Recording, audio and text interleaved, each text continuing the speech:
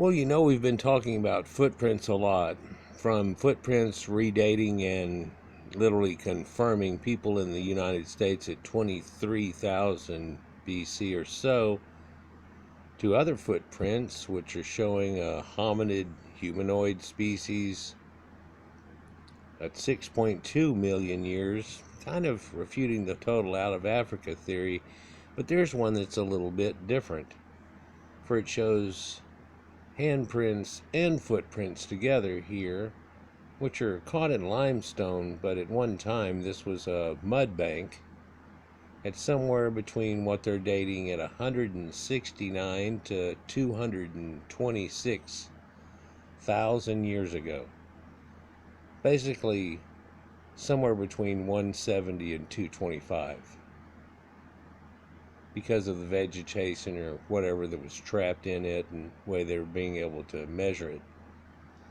So it's a pretty interesting find, and where this is on the edge of the Tibetan plateau and what we would think of Proto-Indo-European lands and the Tibetan mountains. Of course, instantly trying to give this credit to Denisovans, though they're not really known to be in this area at this time, because later, not too far away in Tibet, there ends up being a people that do have Denisovan genes, but that was thought to have come over 100,000 years later almost. But now we know there were a lot of hominids that lasted on a lot of time, and we don't know what their genetics were. So in some ways, it easily could still add up to be one of these people. Here it is again, and you can see some footprints and handprints. A minute ago was a 3D scope kind of picture onto it. So we've talked about foot trails and stuff here lately, but haven't really got the handprints on it and stuff here. But here we can see the individual handprints that are put into it, and it's a couple of groups, and they figured by the size of the handprints compared to modern people, this must have been a 7 or 8 year old kid and another one that's about 12 years old, as far as the handprints go. So they don't appear to be fully sized. And there's one thing that kind of goes along with that idea of them not being fully sized, perhaps, that we know of, that goes along much later and carried into a modern form, is actually the handprints that you can put on the walls. So here we can see, I'm going to put my hand in here, a small representation but a bigger one, and the feet that are here and the hands. And a lot of things have been said about this so far, from this is some type of ritual, like I was talking about just a moment ago, to an idea of maybe the kids were just going to pick up something and it was slippery mud and they almost slipped, both of them at the same time, and they put their hands down. Because there's feet in between each one of them. But they make sure they don't walk that way because there's not other footprints that are leading on just after that, farther north, if you will. So that's pretty cool. So people think that some little scene like this must have happened at one time.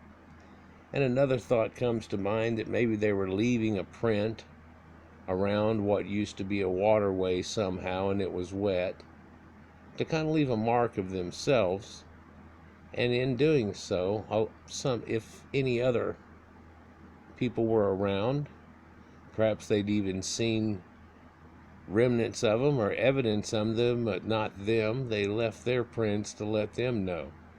It's just kind of like an animalistic type of thing, but hey, it's an idea going on it. Because they could have seen remnants of somebody, where a fire was made, things like that.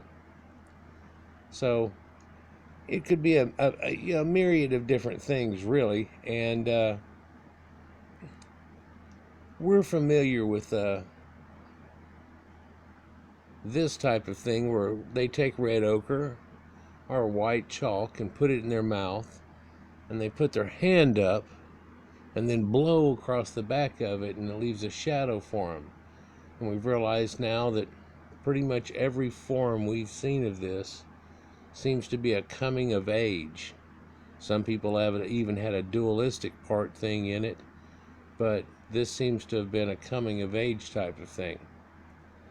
So that in some ways makes sense, but then again, with just finding it with this simplistic look that we're looking at, I don't think we could really give credit for it to be something of that level, really.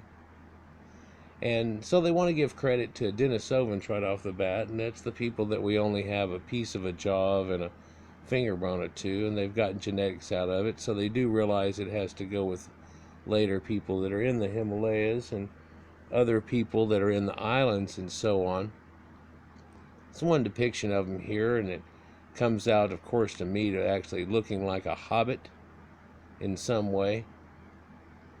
It just doesn't look normal. And so there's a myriad of creatures that we actually know now were all still extant at this time, in fact, much after. Some hominid forms and so on that this could be. And so there's a lot of speculation going on right now with the possibilities, I guess, of what it could be. There are things that get discounted somewhat. And this is Homo sapiens and some of the representations of early Homo sapiens, the recreations of them and what we have. And they want to discredit that idea because this would push their range at that early time a little too far. But they also mentioned that they think that Homo sapien had only been around for 200,000 years. And so since this dates from 170 to over 200,000 years, that's probably impossible. But we know now they date from Jebel Irud Cave at 315 to 325,000 years. And if you give somebody that long of time in between two spans, it's easily possible that it could be them. They don't believe it's Neanderthals, really. One thought comes to mind is that new one that we found that somewhat looks Neanderthalish, that is the dragon man, that we found a representation of near Israel and all the way over in Asia, or the Far East, showing you a connective and perhaps some missing ancestor that we actually have. People have initially thought that we may have deeper connections to it than we actually do to the Neanderthals somehow. So that's strange and exciting as soon as we can come out with that. And we know now that Homo erectus lived on much farther and much longer. But there's no evidence that this form of Homo erectus that you're looking at here would have ever made it out of Africa. Every form that we have, forms of that made it out of Africa, look quite radically different. So it looks like it's either Denisovans or maybe Neanderthals, or somewhere it could have been Homo sapiens actually, and given us a different idea of who this could be. There's a lot of thoughts that it could be different forms, and again they're trying to pin it on Denisovans, and that would be okay too if they could get enough more information rather than just a little jawbone and so on like that out of them. Maybe it would be something. I don't know if you've seen it, but within about 2 months ago I made a video where now they've confirmed that that bracelet that they said went with Denisovans isn't in the same time strata, and they can't connect the two together when they tried to do it before. So that's not a Denisovan artifact, and maybe the advanced people that were making that cool bracelet weren't even them. Maybe it was that Homo longi, dragon man. Maybe it was actual Homo sapiens who had been around, for he had advanced their toolkit than anybody at the time. And we're finding out now that they had a much more advancement than was previously given credit for. And so this had been a place that's kind of close to the Himalayas. Not quite this close, I guess, but looking on to it. And so one wonders, who was this person that one time looked upon this and had some kids with him too, and somehow left his footprints upon the world. And handprints this time, by the way, guys.